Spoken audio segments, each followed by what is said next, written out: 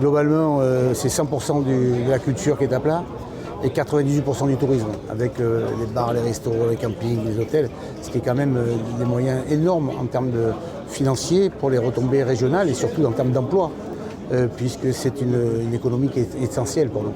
On a perdu grosso modo dans le période de la crise entre 7 milliards à peu près, sur un chiffre de 20 milliards. J'ai toujours été dans anticipation, protection. Pour la population niçoise pendant le confinement et pour l'ensemble de l'activité économique et sociale, maintenant que nous sommes rentrés dans ce déconfinement progressif qui s'accélère, où nous mettons le paquet et tous les moyens pour sauver le plus d'emplois possible.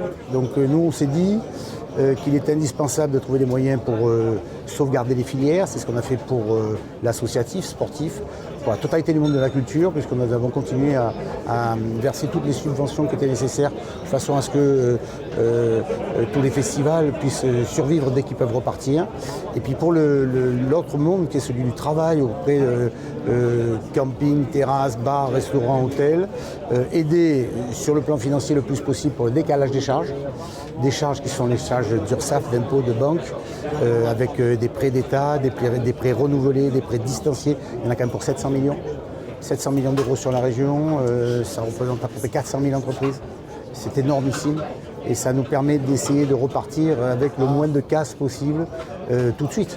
C'est d'où le sens un peu de la fête des terrasses pour le 1er juillet, qui est de dire c'est le premier message positif de retour à la vie.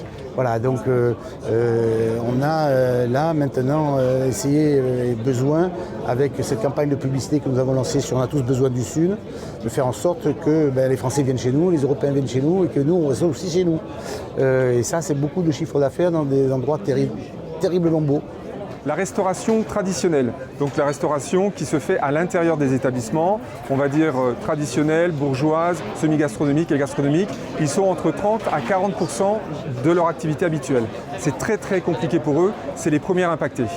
Les deuxièmes impactés, c'est les discothèques qui pour l'instant n'ont pas rouvert, qui sont encore sous le système d'aide, mais malheureusement ils vont devoir rester 6 mois sans chiffre d'affaires, en continuant à payer malheureusement des loyers. On a tous des abonnements de téléphone, d'eau, d'électricité qu'il faut garder et puis il faut surveiller. C'est des établissements qui vont être surveillés.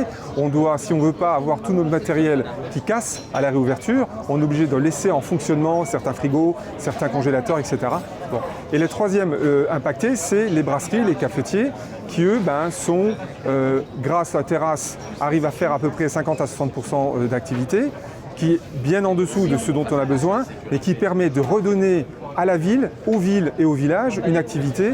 Et honnêtement, nous on est confiants parce que le 10 juillet, 1er juillet, 10 juillet, on va avoir des annonces, on continue dans le déconfinement et on commence à avoir des avions. Hier, 30 avions sur l'aéroport de Nice, on n'avait pas vu ça depuis tellement longtemps.